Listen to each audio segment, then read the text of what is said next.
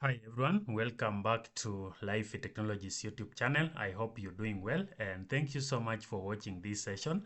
So this is another episode of our IPRAN training series, and remember that in this series the target is to help you understand the basic principles of IPRAN technology, understand the architecture, and also understand how you can deploy IPRAN technology on your service provider networks. So we've already covered different topics.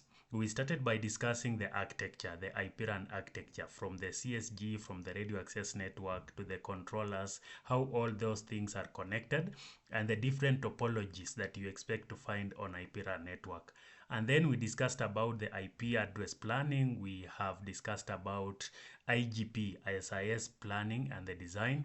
We've also did some lab simulations on the same, how you configure and troubleshoot IGP on IPRAN network. We went ahead to discuss about BGP. How do you design BGP for IPRAN network? We've also did a lab simulation on the same. We've discussed MPLS. We've discussed deploying services using the HGO VPN solution. We've discussed about service deployment. We've also done a lab simulation on the same. And we've also did a video on the service test. So that is the end-to-end process of deploying IPRAN network on a service provider network. Now you've deployed your network, you've configured the services, you've done all the connections, you've done the configurations. Now there is another important thing that you need to have in mind, and that is quality of service. That is the QoS. So you need to deploy QoS on your network to ensure that you are having the best user experience. So whenever different users, different services, remember that IPRAN network will be carrying different services. You can be having mobile services, you have enterprise customers, you have calls, you have voice over IP, you have other special services that are deployed on your IPRAN network. And sometimes we don't have enough capacity on the IPRAN network. So you need to go ahead and do some QoS deployment on this network to ensure that you are giving some preferential treatment to some services, and you are prioritizing some services to ensure that users have the best experience, ensure that the latency, the jitter are within the required range for those specific services. So that's what we'll be covering in this session.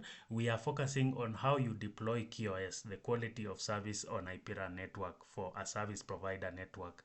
So just a kind reminder that if you are watching this video, a kind request to you, and you are yet to subscribe to our channel, kindly support this channel by subscribing to it. Also remember to like this video, comment, and also to share this video with your connections. So let's start looking at how you deploy QoS on IPRAN network.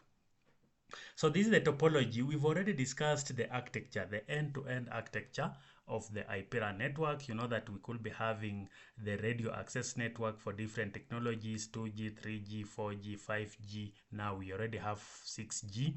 And we also have the enterprise services. We could be having other special kind of services that are deployed on our IPRAN network. So they will be connecting to the CSG, and then these CSGs will be aggregating to the ASG, which is the aggregation device. And then we have the RSG that will be connecting to the controllers for different technologies. It could be BSC for 2G, RNC for 3G. We have the EPC, the Evolved Packet Core for 4G. We also have the 5G core for 5G services. So when you are deploying QoS, of course, there's key concepts that we need to cover in this session. One of it is what is QoS. So you need to understand what is quality of service. You need to understand why we need QoS on IPRAN networks and even other networks, not just IPRAN network, but of course we are focusing on IPRAN network in this session. You need to understand the QoS mechanisms. We also need to understand how do you deploy QoS on the network, the deployment procedure for quality of service, and finally, what are the best practices when you are deploying QoS on your network. So these are the things that we'll be discussing in this session. So to the first slide, we need to understand what QoS is. So we know that QoS stands for quality of service, and QoS is just a set of technologies. And these technologies, they are being used on the network to manage network traffic by giving some higher priorities to certain data flows or certain services. Again, we've mentioned that we will have different types of services running on our IPRAN network. So there are some critical services that are deployed on our network. So we are using these set of technologies to manage network traffic and give priority to certain types of services and ensure that we are able to meet the SLA. So we know that we have the critical services. So those are the services that will be giving priority. We have some other time sensitive applications like voice over IP, video conferencing, live streaming. So we need to ensure that these services, they have the necessary network resources. If there is bandwidth, then they should be assigned enough bandwidth to ensure that we don't have packet drops, we don't have delay, we don't have jitter. So we are prioritizing them so that when they are traversing our network, they will be given some priority. They will be prioritized on our network. They should be transported first on our network.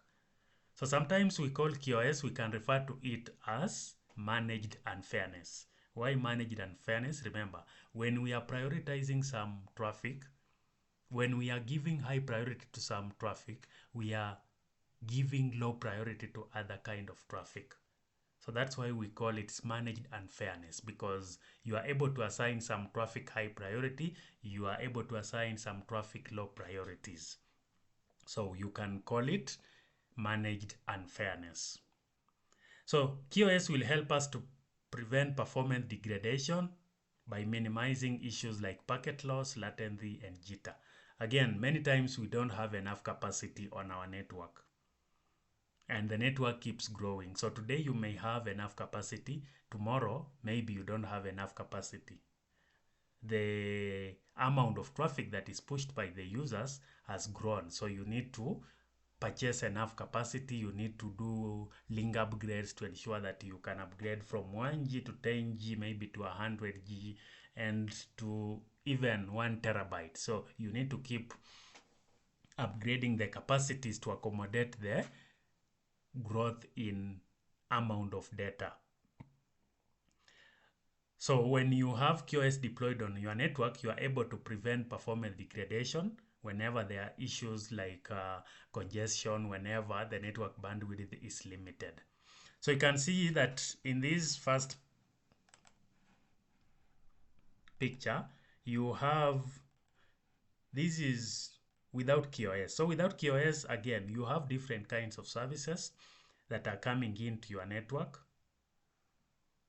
And all these services, they are using the shared infrastructure. They are using the same link. They are using the same network that you've set up to carry these services from the user to other users or to different applications in the network. So you can see that when we don't have QoS implemented, and you have normal traffic, you have entertainment traffic, you have critical traffic, the entertainment traffic may take more bandwidth. And when it takes more bandwidth, it means our critical services, the critical traffic, the calls, the video conferencing will start experiencing packet loss, there will be delay, and they will be degraded. So this is how it works when you don't have QoS deployed on your network. So you have bandwidth, and this bandwidth can be consumed by traffic that is not critical. And then the other services that are critical will be impacted. But when you have QoS, then you can go ahead and prioritize. You can assign. This critical traffic is assigned this bandwidth, and it's able to use more bandwidth compared to the entertainment traffic. So now the entertainment traffic will take less bandwidth. If we have any critical traffic coming in, it will be prioritized on our transport network. And then we are able to avoid any degradation like packet loss or latency or jitter on this critical traffic. So we've given critical traffic higher priority on our network. We've given it more bandwidth of the total bandwidth that we have. And then it's able to be carried on our network and ensure that the user experience is the best. So you can see that this is for the IPRAN kind of setup. You have the RAN or the radio access network. So this radio access network, of course, we are having different types of traffic coming in. You also have the enterprise setup, you have businesses, you have branches somewhere. They are also sending in different types of traffic. And then you also have home users. They could be using the home fiber, they could be connected on list lines. They are all coming in to our IPRAN network. And when they come into our IPRAN network, we should be able to classify their traffic. We should be able to do some analysis on their traffic and classify this traffic as either high priority, medium priority, or low priority. So low priority, of course, that is kind of best effort. We don't really care whether it will be delivered to the destination or not. But our higher priority is the focus. We need to ensure that these higher priority services are given some preferential treatment. So the traffic is coming in from different sources. We need to be able to classify this traffic on our IPRAN network and implement the QoS markings on these packets so that they are transported on our network with those priorities. If it has been marked as higher priority, then it should be given high preferential of it should be given some special treatment. If it's medium, again, it should be given better treatment as compared to the low priority. And then IPCO, of course, we need to do the same. We should implement the same QoS implementation. So when you are doing QoS, again, you need to do it end to end. You don't just do it in a given segment of the network. It should be implemented from end to end, from the access network to the transmission network to the IPCO to the controllers. They should all be able to do some QoS marking. They should be able to understand the QoS marking that are coming in, and they should be able to prioritize some certain type of traffic on this network infrastructure that we've deployed as a service provider network. So again, you will never have enough bandwidth. Today you may have it, tomorrow you may not have enough bandwidth. So it's always good to implement QoS on your network. So why is QoS crucial on IPRAN network? So we know that we need to manage the mobile traffic. So we are carrying diverse traffic types. We have some time-sensitive voice, video, and high bandwidth data. So we need to ensure that these different services receive the appropriate priority. For example, the time-sensitive, then we don't need delay. It should be given some special treatment to ensure that it's able to be delivered to the destination in the correct timestamps. So we need to deploy QoS so that we are able to do some mobile traffic management, not just mobile traffic. It could be other types like the enterprise traffic. It could be the access traffic that is coming in from things like FTTH. We also need to be able to manage them. Again, we need to have network evolution. So we know that the networks have evolved from 2G, 3G, 4G, and now 5G. And when the network evolves, we've increased the importance of QoS for packet transport and managing evolving mobile features. So there are new features that are coming in. So with the QoS, we are able to also manage those services. For example, we have the IoT, we have smart home, such kind of special application that require special treatment. So we are able to achieve that using quality of service. And then we are also ensuring that we have enhanced user experience. So we are optimizing performance for services like online gaming, video conferencing, and voice over IP to ensure that we deliver the expected service quality and user experience. So that is the goal. We need to ensure that we are able to maintain the service quality and ensure that our customers have the best user experience when they are using some of the when they are sending some special kind of traffic, for example, VoIP. voice over IP. For example, when they are video conferencing, you need to ensure that they have the best user experience. When they are making calls, you need that call to go through without any delay. And you don't want also to have mute call. So that's why we are deploying QoS to ensure that we have the best user experience on our network.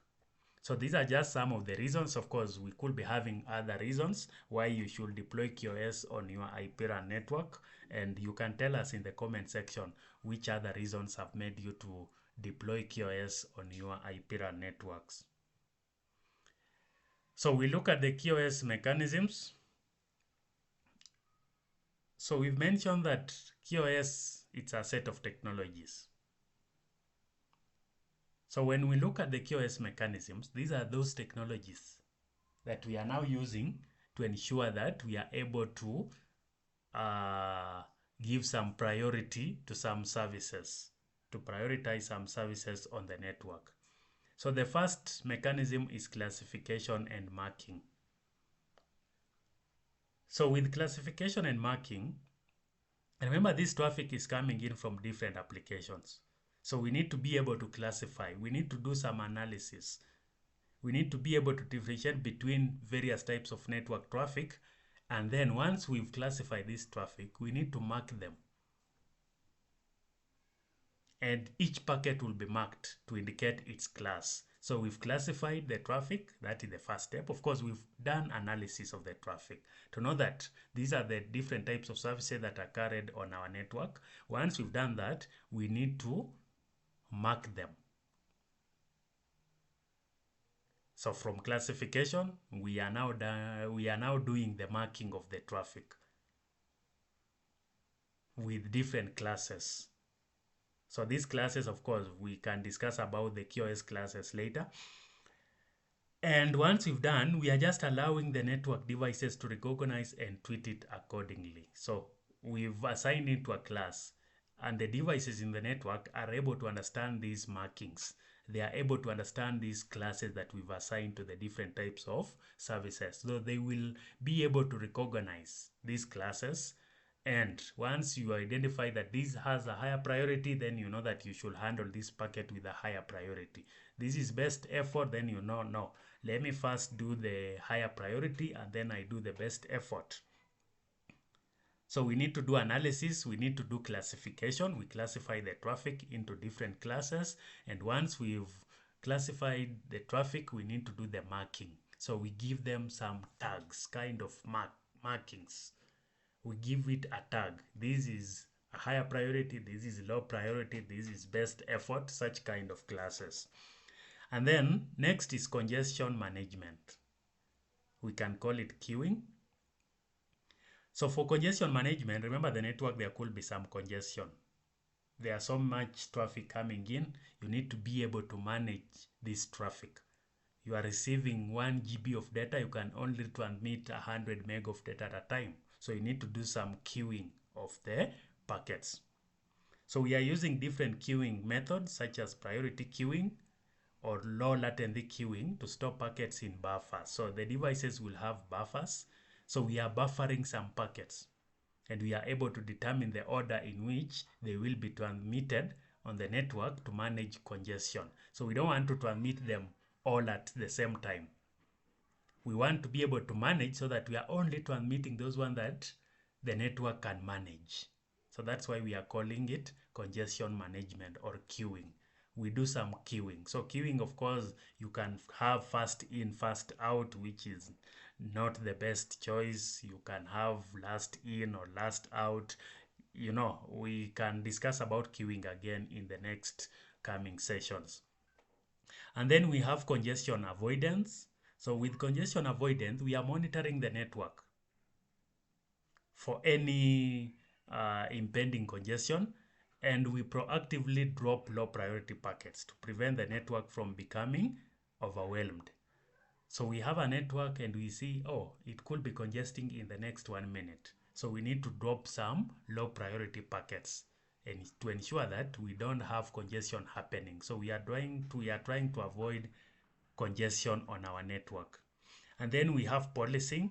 So with the policing, we are able to enforce a specific data rate on the network. So we are enforcing specific data rates by either dropping packets or marking them when the rate limit is exceeded. So if you have data coming in, this traffic, maybe it's higher priority, yes, but it's more than what we have or what we can handle. We can assign some packets, some low priority, and then we queue them. So this is policing. We are enforcing a specific data rate that can be handled on our network. And then we have shaping. So with shaping, you have delays. So you are introducing delays in the network by holding them in a router's buffer. So we are buffering some packets until their transmission time. This one will help us to ensure a control and smooth data flow rather than sudden bursts in the network. So if you have so much data coming in, we are able to shape. So you can see that with shaping, we are able to we are introducing some kind of delay, but we are not dropping this packet. But with policing, we are dropping the packets or marking them with low priority.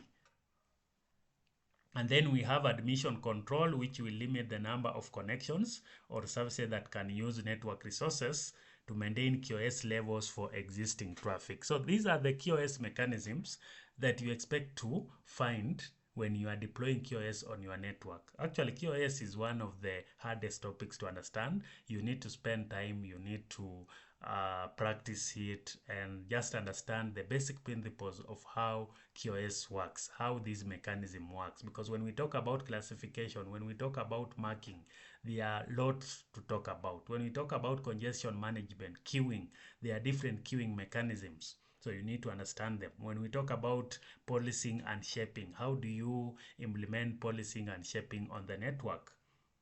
What is the difference between policing and shaping? You need to understand those details. So this is just an overview, a quick overview of the QoS mechanisms, but later we'll be diving deep into them one by one. So how do you deploy QoS? The QoS deployment process. So there are steps that you need to follow. Not standard, but you need to follow some steps to ensure that you deploy QoS correctly on the network. So you need to first define the business objectives. So when you are defining the business objectives, you need to identify the goals. You need to clearly define what you want to achieve with QoS. What are you trying to achieve? Why do you need QoS on your network? How will it help you to improve the customer experience and ensure that they have the best service experience when they are using your network? So you need to clearly identify the business goals and define the objective of having QoS deployed on your network. And then you also need to involve the stakeholders. You need to get the buy-in from different departments to understand their QoS needs. So different departments may have different QoS needs. So you need to ensure that you are able to engage them. And this one should happen in the early stages before you even start QoS deployment on your network. So once you've defined the business objectives, you need to analyze traffic and requirements. So you need to identify critical traffic. You need to determine which applications and traffic types are essential and which ones require special treatment. So maybe you have defined that VoIP video calls you'll have higher priority. So you need to analyze the traffic. So once you've identified the critical traffic, you need to analyze the service requirement. You need to understand the specific needs of each traffic class. What is the delay required? What is the jitter? What is the bandwidth that will be able to handle this kind of traffic? And once you've done that, you need to do the baseline network performance. So you need to monitor the traffic. How is it performing before you deploy QoS? So that you are able to measure the improvement once you've deployed QoS on your network. So you need to establish the baseline network performance. How is it performing before you do QoS? And once you've done the QoS, now you are able to tell, yes, after the QoS implementation, my network, the user experience has improved, the video, VoIP, how are they performing? Are there any complaints from the users? Has it improved or it has degraded? So you need to establish the baseline network performance. So you need to monitor the network before you do the QoS implementation. Step 3, you need to design and test QoS policies. So you choose a QoS model. You can either use INSERV or DiffServ depending on your requirements. And then you create templates. So first you choose the QoS model. You need to create templates. Templates will help you when you are doing future configurations. Maybe you are integrating a new interface. You will be having that template ready for you to use it. So once you've done the templates, you now need to design the policies. So you need to configure the different policies for different QoS classes that you've defined on your network, know which markings you'll be using, how you will be handling the packets, how you will be queuing, which queuing method you will be using. So you need to design the policies. And then once you've designed them, you now need to deploy the policies in a phased approach. So you do a phased rollout. You don't just do end to end. You don't just do it once. No, you need to do it, monitor, measure the performance, test, kind of a POC.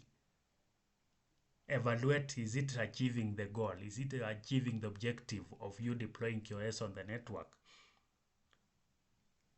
So you need to have scheduled downtime, scheduled deployment during maintenance windows to minimize disruption to users, and then you need to also confirm changes, verify the changes at each implementation. So you don't just do it during the day. No, you have to choose during a maintenance window. Many times we do changes during the maintenance window. So you need to schedule a downtime. You schedule the deployment during the maintenance window, and then you are able to implement. Once you've done the implementation, you need to monitor and optimize. So you need to monitor the service levels continuously to ensure that the implemented QoS policies are meeting the initial business objective. So remember, we started by defining the business objectives. So we now need to check, are we meeting the business objective that we defined? If not, maybe you need to do some optimization. You've monitored, now you can go ahead and identify some bottlenecks or areas that need improvement and adjust the policies as needed to ensure that you are able to meet the business objective that you defined when you are doing the initial analysis of why you need to have QoS. So these are the QoS deployment process, starting from defining business objectives, doing analysis, traffic analysis and requirement. You need to understand the requirement, designing and testing QoS policies, deploying policies in a phased approach. You don't just do it on the entire network at once. You can choose some few sites, and then you do the implementation, you do the monitoring before you deploy it on the entire network. And then you need to monitor and optimize to ensure that you are getting the objective, you are meeting the goals that you defined during the initial stages. Finally, we need to look at the strategic, the best practices. So there are some best practices that you need to follow when you are deploying QoS on your network. First, starting with the strategic planning and design. So first, you need to clearly state what QoS deployment should achieve. What are you trying to achieve with QoS on your network? Which services are you prioritizing?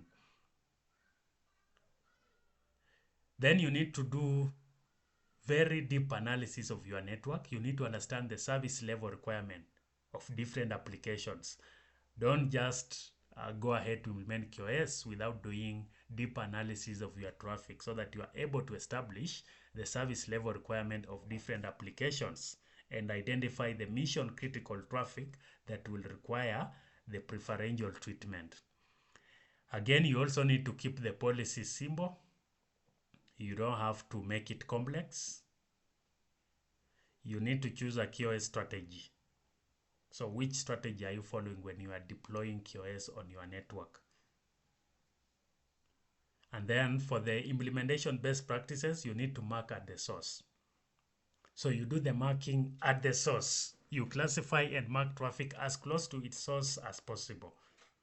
Don't do it in the middle of the network. No, you need to start from the source. So you mark it at the source. And then this marking should be the same across the network. You need to use hardware QoS as opposed to the software-based methods to improve performance. You need to deploy queuing. So you need to enable queuing on every network device where congestion is possible, not just on the one edge. That's why I mentioned that you should do the QoS implementation end to end, not just on your one device only. It's from the access, the aggregation to the core. You need to do QoS end to end. Then you configure policing for recreational traffic. So you need to implement policing for recreational or scavenger traffic near the source to prevent excessive bandwidth consumption.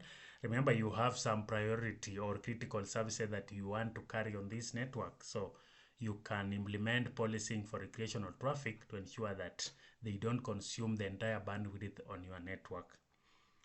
You need to prioritize critical traffic. That was the main goal of deploying QoS on the network. And then you need to implement QoS end-to-end on the entire network. And again, you need to factor in the QoS implementation during the planning. When you are planning to deploy the network, that's the best time to bring in the QoS and do the analysis, do the marking, and design the policies. Everything should be in place. Not when you've already done the implementation and then you come back and you have to start again doing the analysis. For the ongoing management and monitoring, you need to continuously monitor QoS. It's not a guarantee that once you've done QoS, you will have a positive impact. No, sometimes you may have negative impact. So you need to do continuous monitoring. If you do QoS, check the KPI, check the entire KPIs for different services and ensure that if you are having any negative, you can roll back and do further analysis before you redeploy QoS. So you need to do continuous monitoring of the KPIs for different technologies to ensure that you are achieving the goal of or the impact of implementing QoS on your network. You need to perform audits and reassessment. So you need to conduct regular network assessment to rebaseline hardware, identify changes in application usage, and update the policies as needed. So it's not cast on a stone. You need to do continuous audits and reassessment. Maybe you prioritize some kind of traffic. That traffic is not coming in now. The user applications have changed. So you need to do a continuous audit and reassessment of the traffic. You need to address political and organizational issues. So you need to engage with stakeholders, which is very important. You engage with stakeholders and secure executive endorsement early in the deployment process to mitigate non-technical obstacles. So you don't just start deploying QoS without the necessary approvals. No, you should explain to them, why are you deploying QoS? They should understand. The management should understand so that they are aware.